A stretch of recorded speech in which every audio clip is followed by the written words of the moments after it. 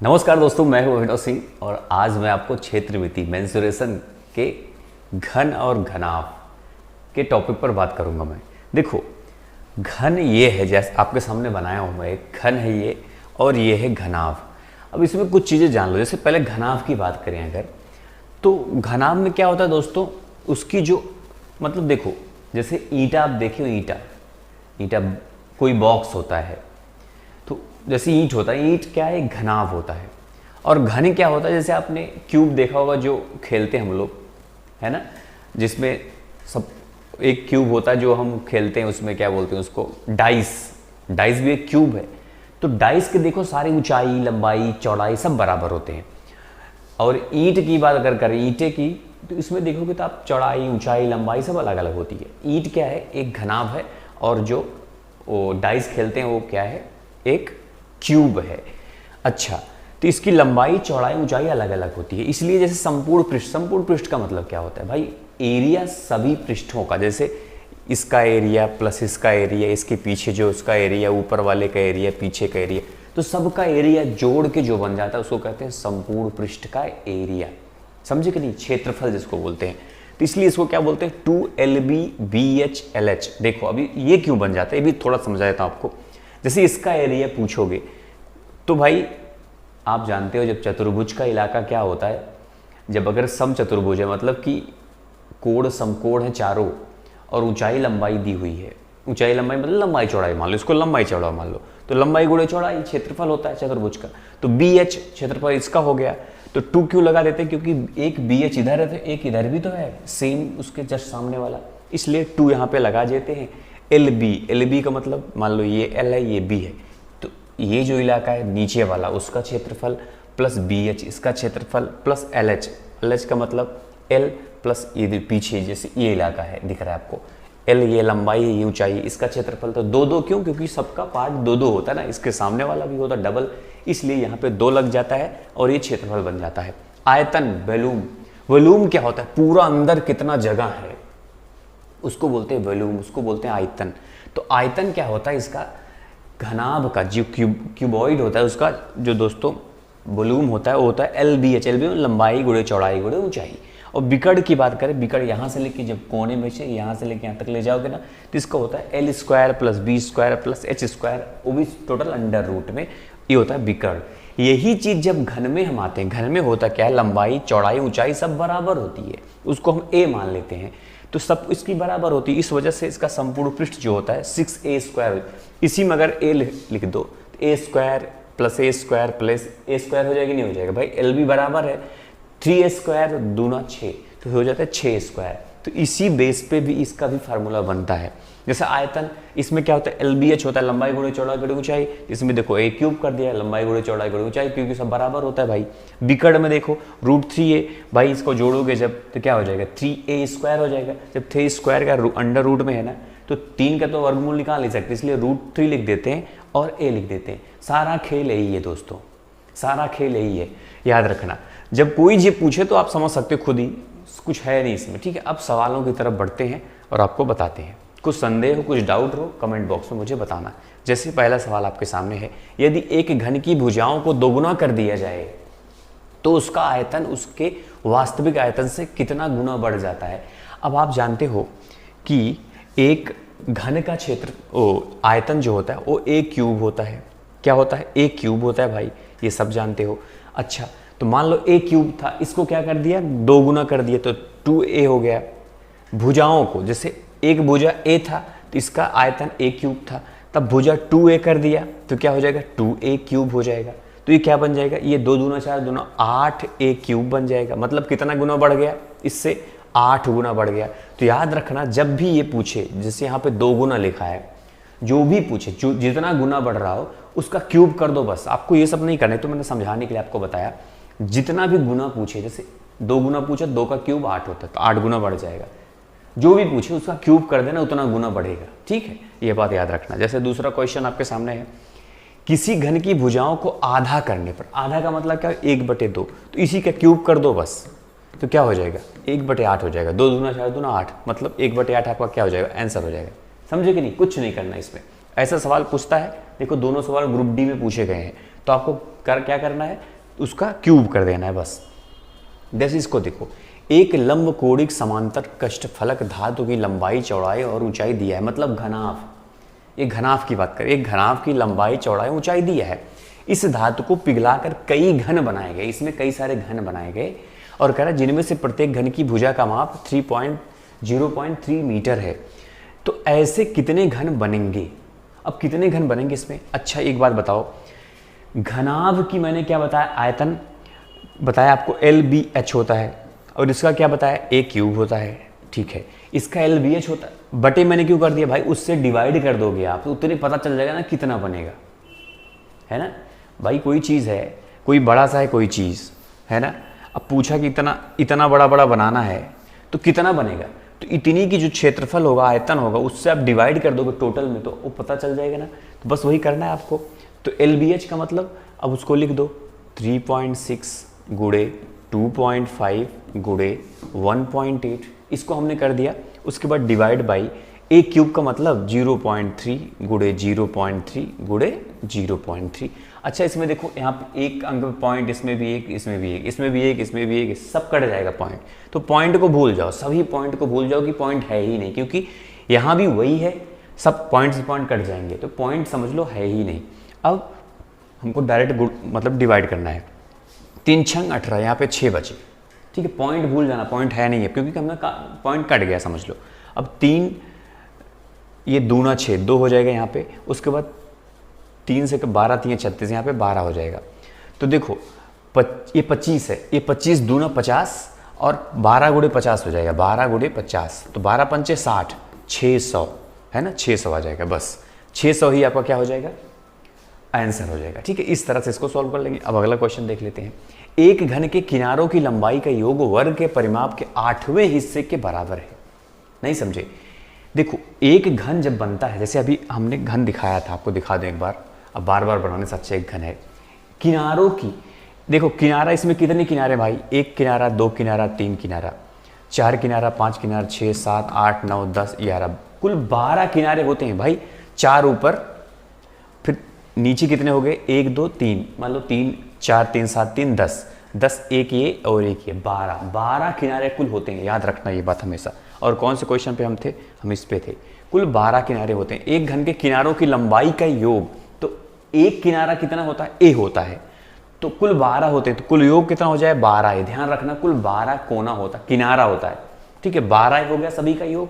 उसके बाद परिमाप के योग के वर्ग के परिमाप, देखो वर्ग का जो परिमाप होता है दोस्तों, वो क्या होता है, मान लो इसका A है, हमने घन का भुजा A माना, तो कुल 12 भुजा होते हैं, इसलिए हमने उसको 12A कर दिया, सभी का योग 12A हो गया, ठीक है, इतना समझ ले। अब ये वर्ग है, वर्ग की चारों भुजाएं बराबर होती हैं, ये बात सब समझते हो। तो वर्ग का मतलब मान लो B मान लेते हैं इसको, कि एक भुजा B है। तो परिमाप का मतलब क्या होता है कि चारों भुजाओं का योग, जैसे इसका सभी भुजाओं का योग कर लिया हमने, 12A आ गया, वैसे इसके सारे योग करोगे तो 4B आएगा, क्योंकि एक B 4B, तो मान लो ये 4B हो गया। अब जो भी पूछ रहा, अभी आगे बढ़ते हैं, समझते हैं। 8वें हिस्से के बराबर है, वर्ग के परिमाप के 8वां हिस्सा, मतलब कि 12A बराबर 4B बटे 8। देखो ध्यान समझना, एक घन के किनारों की लंबाई का योग, तो एक किनारों की लंबाई 12, सभी का योग 12A, क्योंकि घन में सब बराबर होते हैं। उसके बाद का योग वर्ग के परिमाप के 8वें, ये वर्ग का परिमाप है, इसके 8वें हिस्से के बराबर है, इसको मैंने बराबर मान लिया, ठीक है। अब दूसरा क्या कर रहे हैं, यदि घन के आयतन का अंकीय मान वर्ग के क्षेत्रफल के अंकीय मान के बराबर है। अच्छा हमको बताओ, घन का आयतन क्या होता है, अभी मैंने आपको बताया A क्यूब होता है, बोल रहा है कि A क्यूब बराबर B स्क्वायर। हमको बताओ किसी भी वर्ग का क्षेत्रफल क्या होता है, भुजा गुणे भुजा, तो मतलब B स्क्वायर, और घन का मतलब भुजा गुणे भुजा गुणे भुजा, तो A क्यूब हो गया। अब इसको या तो B बना लो या तो A बना लो, तो हम B बनाते हैं। 8 को उधर ले जाओ तो A बन जाएगा 12 गुणे 8, देखो नहीं 4 दूना 8, 2 से कट गया ये। अब 2 ऊपर ले जाओगे तो क्या हो जाएगा, 12 दूना 24, ये हो गया 24A बराबर B। इतना समझ में आया कि नहीं भाई, 4 दूना 8, 2 बचा नीचे, 2 को ऊपर ले गया, 12 दूना 24A बराबर B, ये बराबर है B बराबर 24 से। तो b के जगह पे हम 24a रख देते हैं तो कोई बुराई है नहीं है, तो रख दो, यहाँ पे रख देते हैं। देखो a क्यूब बराबर b स्क्वायर लिखा था हमने, तो a क्यूब बराबर हम लिख देंगे 24a का होल स्क्वायर, क्योंकि भाई ये b बराबर हमारा 24 आया है। इतना समझ में आ रहा है सबको। उसके बाद ये हो जाएगा 24 का स्क्वायर कितना होता है, 576 होता है। लिख दो 576 गुणे a स्क्वायर, ये तो a स्क्वायर हो जाएगा, और यहाँ पे बराबर a क्यूब ही है। अब ये a स्क्वायर नीचे चला आएगा a क्यूब के, यहाँ पे a स्क्वायर लिख दो, तो a क्यूब बटे a स्क्वायर कितना हो जाएगा, a हो जाएगा, सिर्फ a, तो यहाँ पे हो गया a 576, a बराबर 576 आ रहा है। पूछ क्या रहा है, घन की कोर की लंबाई, तो वही पूछ रहा है। a तो अपना आ गया ना, 576 कहाँ पे, ये है, तो आपका आंसर हो गया है कि नहीं, समझ में आया कि नहीं बात। अब अगला देखते हैं। एक वर्गाकार प्लेट जिसकी प्रत्येक भुजाएं 7 सेंटीमीटर हैं के प्रत्येक कोने से 0.25 सेंटीमीटर स्क्वायर क्षेत्रफल का एक वर्ग काटा जाता है। इसको समझो मेरी बात को ध्यान से।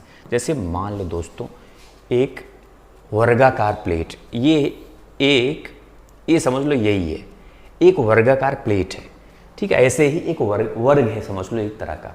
उसके बाद क्या कह रहा है, जिसकी भुजाएं 7 सेंटीमीटर है, ये 7 सेंटीमीटर है, ये सब जानते हो, मैं भी जानता हूँ, बोल रहा है क्योंकि ये कि प्रत्येक कोने से, यहाँ से क्षेत्रफल का वर्ग, एक वर्ग काटा जाता है। एक वर्ग मान लो इसे काट देते हैं, एक वर्ग इधर, प्रत्येक कोने पे एक वर्ग इधर, एक वर्ग इधर और एक वर्ग, अब थोड़ा टेढ़ा मेढ़ा होगा उसको समझना, ठीक है, ये मतलब 4 वर्ग कटा है। अब इसको कह रहा है कि बाकी बचे भाग को कट के साथ मोड़ कर, जैसे ये काट के निकाल दिया गया तो जो बचेगा इसे मोड़ देंगे, इसको इधर मोड़ देंगे, इसको इधर मोड़ देंगे, इसको इधर मोड़ देंगे। उसके बाद घनाभ बनाया गया है। इस खुले शीर्ष वाले घनाभ का आयतन बताओ। देखो घनाभ खुला हो दोस्तों या बंद हो, आयतन वही होता है।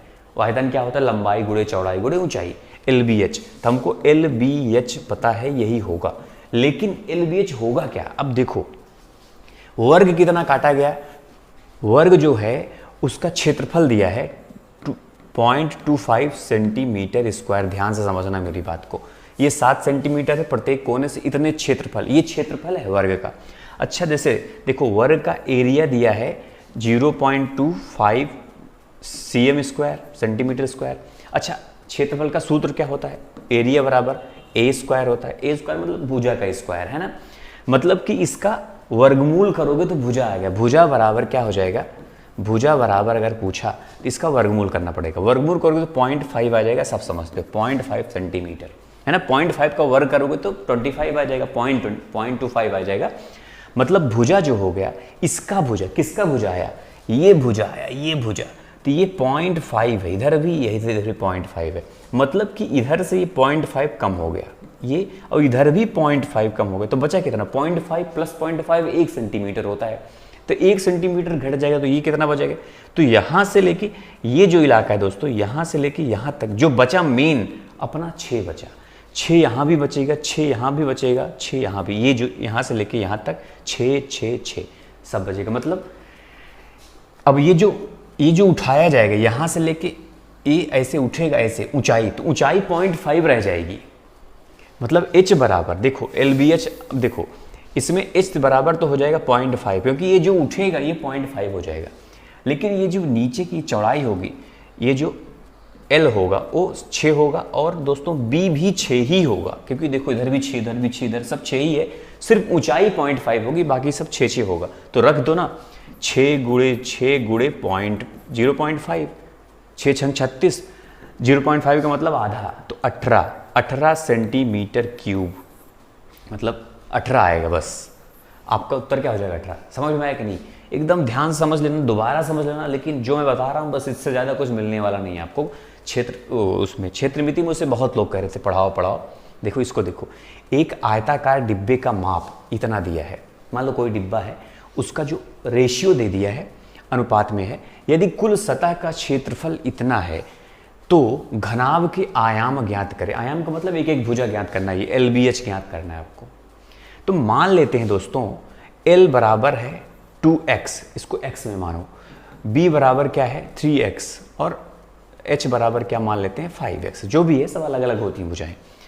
अब देखो क्षेत्रफल क्या दिया है 6200 वर्ग सेंटीमीटर। अब क्षेत्रफल का फार्मूला हमने क्या बताया था, 2LB plus BH plus LH, यही तो बताया था, यही बताया था। ठीक है, अब इसी के लिखते हैं, यहाँ पे लिख दो 2 ब्रैकेट में 2x 3x, मतलब 2 3 6x², ये क्या हो जाएगा 6x² प्लस, अब इन दोनों गुणा कर दो, 5 3 15x², 15x² प्लस इसको कर दो, 5 दूना 10x², 10x² बराबर क्या दिया है 6200। देखते चलो बराबर क्या दिया है 6200। अब इन सबको जोड़ दो तो क्या हो जाएगा 15 10 25 6 25 6 31, तो 31, तो यहाँ पे लिखते हैं 31 में 2 से गुणा करो कितना हो जाएगा 62, तो 62x²। देखो टोटल क्या आ जाएगा, यहाँ पे लिख देता हूँ, टोटल क्या आ जाएगा 62x² बराबर 6200। तो भाई 62 से तो 62 कट गया, ये बचा सिर्फ 100, मतलब x² बराबर आ गया 100। तो x बराबर क्या आ जाएगा, सब जानते हो कि ये 10 का वर्ग होता है 100, तो x बराबर 100 आ गया। देखो ये x बराबर 100 आ गया, तो l बराबर 10, b बराबर 10 3 नहीं सॉरी यार 10 नहीं 20 हो गया, 10 दूना 20 करो ना यहाँ पे 20, 10 3 30 और 10 5 50, तो 20 30 50 कहीं पे दिया है, 20 30 50 ये दिया है, 20 30 40 सिर्फ ये डी नंबर पे 20 30 50। क्या बोलते हो, समझ में आया ना एकदम अच्छे से। अब अगला देख लेते हैं, 343 घन सेंटीमीटर घनफल के 2 घनों का उनके किनारों पर जोड़ा गया, घनों को जोड़ने पर घनाभ का कुल तल क्षेत्रफल क्या होगा। मेरी बात ध्यान से समझो, जैसे ये मैंने बना भी दिया पहले, 2 घन है, एक घन ये है और एक घन ये है, दोनों को जोड़ दिया गया और दोनों का फलनों का घन दिया, आयतन दे दिया है, कितना दिया है 343। अच्छा ये बताओ कि घन का जो वैल्यूम होता है दोस्तों क्या होता है, a क्यूब होता है, और a क्यूब बराबर क्या दिया है 343 दिया है, तो a बराबर क्या होगा 7 हो जाएगा ना, क्योंकि 7 7 49 7 343, जो 343 है वो 7 का घन है, मतलब a बराबर क्या आ गया 7 आ गया, मतलब कि ये 7 है, ये 7 है, बाकी सब तो 7 होगा ही, ये जो है इसकी लंबाई बढ़ जाएगी, ऊंचाई तो वही रहेगी, ये भी 7 है, चौड़ाई भी 7 ही रहेगी इसकी, क्योंकि घन है ना, ये सब कुछ 7 रहेगा, सिर्फ ये 7 7 जोड़ के 14 बन जाएगा। अब पूछ क्या रहा है, जोड़ा गया तो घनों को जोड़ने पर घनाभ का तल क्षेत्रफल पूछ रहा है। तो क्षेत्रफल को हम सब जानते हैं दोस्तों, क्षेत्रफल क्या होता है, अभी मैंने आपको बताया कि 2LB plus LH plus BH, यही तो होता है। अच्छा ठीक है, अब सिर्फ इसकी जो L है वो 7 दूना 14 हो गया, बाकी सब 7 7 ही रहेगा, तो 2 गुणे L 14 गुणे 7 प्लस L फिर 14 गुणे 7, सॉरी ये 7 कर देते हैं 7 प्लस 7 गुणे 7, यही आ गया। तो 14 7 98, देखो ये क्या हो जाएगा 2 रूट में ये 98 98 प्लस फिर ये 98 प्लस 49, 7 7 49 हो जाएगा ना, ये आप समझ रहे हो सब कुछ।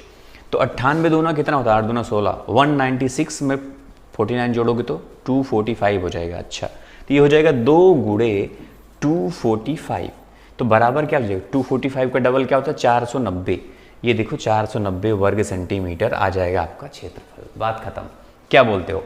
अब अगला देख लेते हैं, पानी की एक टंकी 5 सेंटीमीटर 3 सेंटीमीटर और 1 सेंटीमीटर गहरी, उसमें कितना पानी भरा जा सकता है। हमेशा याद रखना कि जब पानी वाला सवाल पूछे तो उसका पहली बात तो निकालो, वॉल्यूम निकालो।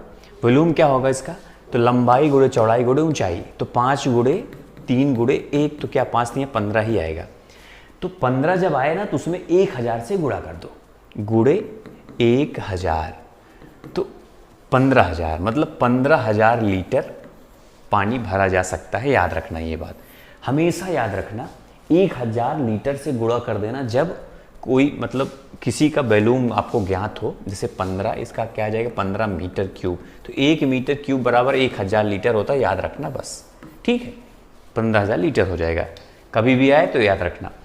शीर्ष सहित किसी घनाभ के 3 फलकों का क्षेत्रफल इतना इतना और इतना है दिया हुआ है, घनाभ का आयतन कितना होगा।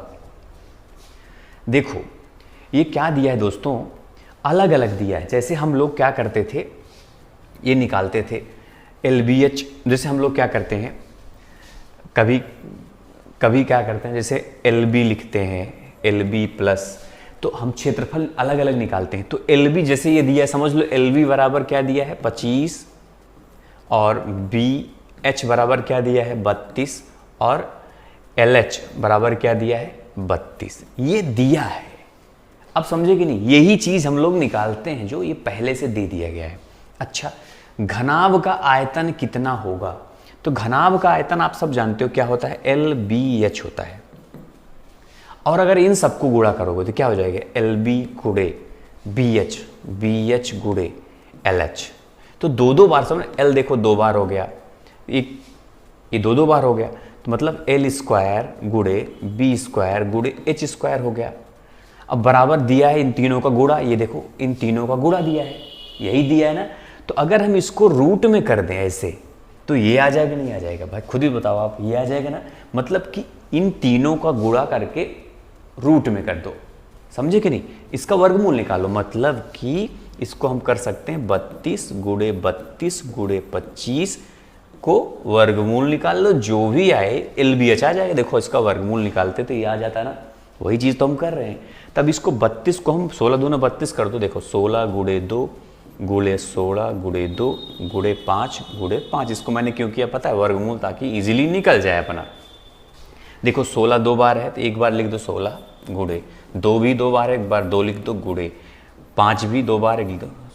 तो 16 पंचे 80, 80 दूना कितना होता है 160। तो 160 मीटर घन मीटर इसका क्या हो जाएगा, आयतन हो जाएगा। आयतन तो पूछा है ना, हाँ आयतन निकल जाएगा। ठीक है दोस्तों, इस तरह से इसको निकालेंगे। अब ये है, यदि किसी घन की प्रत्येक भुजा की लंबाई 3 गुना बढ़ा दी जाए तो इसका आयतन वास्तविक आयतन का कितना गुना हो जाएगा। ये आपके होमवर्क के लिए है, बस ये आखिरी क्वेश्चन। घन और घनाभ मैंने आज बताया, जो भी एग्जाम में पूछे गए प्रश्न उसको भी मैंने बताया। आपको मोटा मोटा हिसाब तो पता चल गया घन घनाभ क्या होता है। थोड़ा सा दिमाग लगाओगे तो एक भी सवाल आपका गलत नहीं होगा, सब ऐसे ही सॉल्व कर सकते हो बड़ी आसानी से। अगली टॉपिक कौन सी होगी कमेंट बॉक्स में बताना। ठीक है, मिलते हैं फिर ऐसे किसी नेक्स्ट क्लास में। तो आपको वीडियो अच्छी लगी हो तो लाइक भी कर देना दोस्तों, और चैनल को सब्सक्राइब करके घंटी दबाना बिल्कुल भी मत भूलना, क्योंकि मैं ऐसे ही क्लासेस चलती रहेगी इस चैनल पर। तो बस मिलते हैं ऐसे किसी नेक्स्ट क्लास में, तब तक के लिए जय हिंद जय भारत।